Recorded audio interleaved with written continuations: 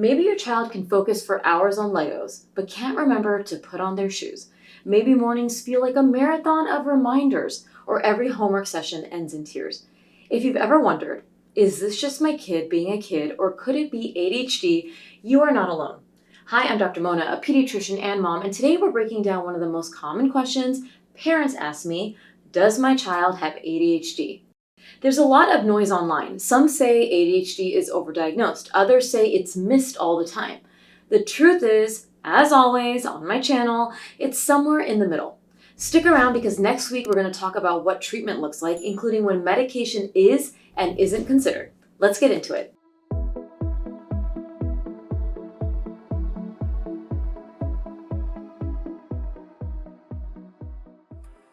ADHD, or Attention Deficit Hyperactivity Disorder, is a neurodevelopmental condition. Translation: the brain is wired a little differently. It affects attention, activity level, and impulse control. What it's not: laziness, bad parenting, or your child being too much. ADHD shows up in more than one setting, not just at home, not just at school, and the signs start in childhood. Think of the ADHD brain like a city where the traffic lights don't always switch when they should. That's why focus, motivation, and self-control don't flow smoothly. That's why a child with ADHD can't seem to focus on homework, but can hyper-focus on Minecraft for hours. It's not hypocrisy, it's brain wiring. And since we're talking about traffic lights, go ahead and give the green light to that subscribe button. It helps you stay on track for more videos just like this. Now here's something important. ADHD isn't just challenges. It also comes with real strengths. People with ADHD often think quickly, see connections others may miss, and stay calm in fast-moving situations. Take my husband, for example, who has ADHD. He's an ER doctor. He'll forget where he puts his keys 5 times in a row, but when a trauma patient rolls in, his brain clicks into gear. The chaos actually sharpens his focus. He can juggle multiple patients, make quick decisions, and react instinctively under pressure. That's the ADHD brain at work, wired for stimulation and not broken. Our job as parents isn't to label it as a flaw or even glorify it as a superpower. It's to understand how their brain works so we can better support them. When we see their strengths and challenges clearly, we can help them thrive in both. A problem I see: many school systems aren't designed for the developmental differences in children, especially kids with ADHD. They expect 9-year-olds to sit still for 6 hours. That's why diagnosis requires symptoms in more than one setting, home and school. So we're not just labeling a child for struggling in an environment that isn't really built for them in the first place. What ADHD looks like really depends on the child's age and type. In preschool, kids with ADHD often seem like little tornadoes, always on the move, hopping from toy to toy, interrupting or struggling to wait their turn. But this is young to be able to diagnose ADHD officially. Given many toddlers, this is very typical, so the minimum age has to be 4. By early elementary school, it can look like losing things daily, zoning out during instructions, blurting out answers, forgetting homework, or getting distracted halfway through putting on a shoe. By the tween years, the hyperactivity may calm on the outside, but inside there's often a restlessness that may not quit. You might see procrastination, emotional volatility, messy backpacks, trouble with time management, or getting stuck starting tasks that feel boring or overwhelming.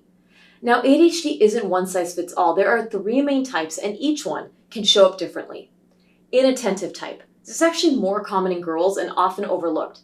Frequently daydreaming or zoning out, forgets steps in multi-part directions, loses or misplaces things constantly, struggles to finish tasks that don't feel interesting, seems to not listen even when spoken to directly, makes careless mistakes or skips details, needs frequent reminders to stay on task.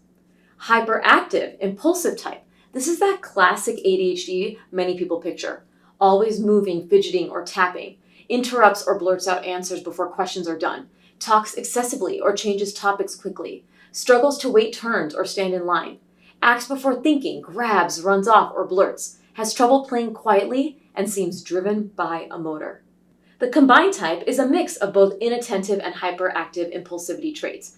They may alternate between distracted and overactive, gets easily frustrated or overwhelmed, has trouble with planning and organization, can hyper-focus on things they love, but struggle to start or finish other tasks. Emotional regulation challenges are common, big feelings that come on fast and fade fast. If you're wondering why these patterns show up, it comes down to how the ADHD brain moves information around. The brain uses tiny messengers called neurotransmitters, mainly dopamine and norepinephrine, to help us focus, plan, and stay motivated. In ADHD, those messengers don't always travel smoothly between the brain areas that control attention, impulse control, and organization. Think of it like Wi-Fi that keeps dropping. The signal eventually reconnects, but it takes extra time and energy, which can make staying on task harder. Dopamine is the interest and reward chemical. It's what makes us feel that spark to start or finish something. In kids with ADHD, dopamine doesn't flow as easily, so routine tasks like putting on shoes or doing homework don't give the same satisfaction. They feel kind of flat. But something exciting, new, or urgent, like a video game or a time challenge, lights up the brain and helps it focus. It's not that kids with ADHD won't focus, it's that their brain needs a stronger reason to turn on that focus. Even in toddlers, you might see hints of this wiring, like a child who can stack blocks for ages but melts down when asked to sit still. That doesn't mean a toddler has ADHD, but it shows how developing brains crave movement and stimulation. Some kids' brains just keep needing that level of input as they grow. I did a full podcast episode on this exact question because while you might look back at your toddler and notice patterns, developmentally, like I mentioned, it's just too soon to be labeled as ADHD.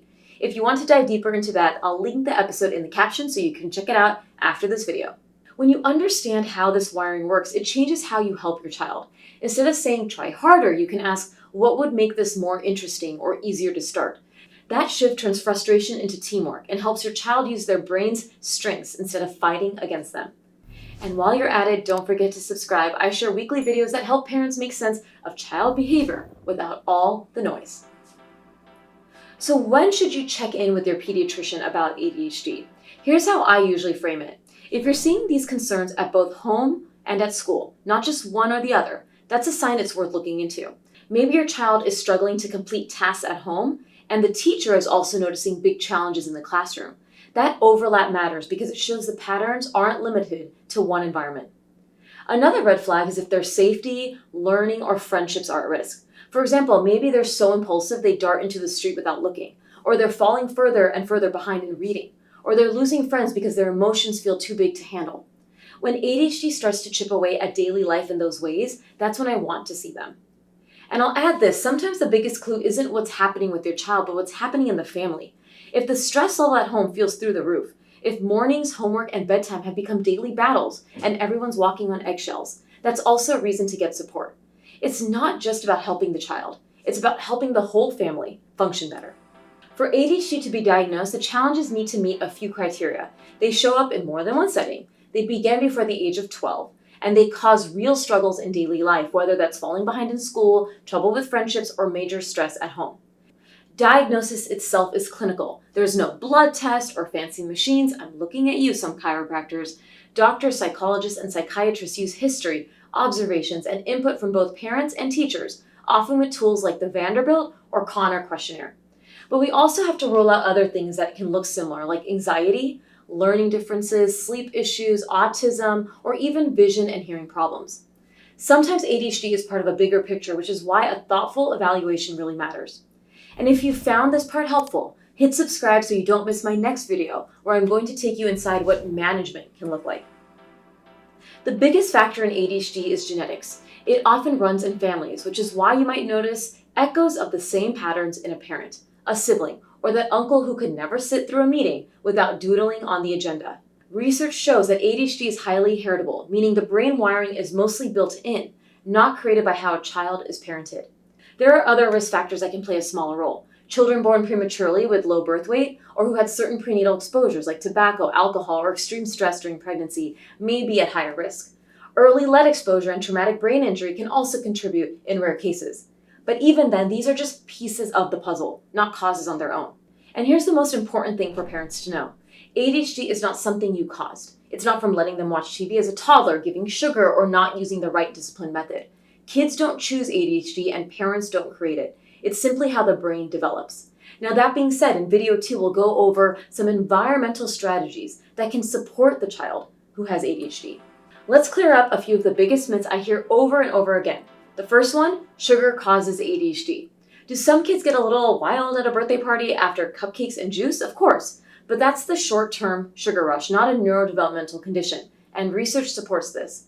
Another common one, food dyes. There is some research showing that a small group of kids who may have ADHD may be more sensitive to artificial colors, and in those kids, ADHD symptoms can look different after certain foods.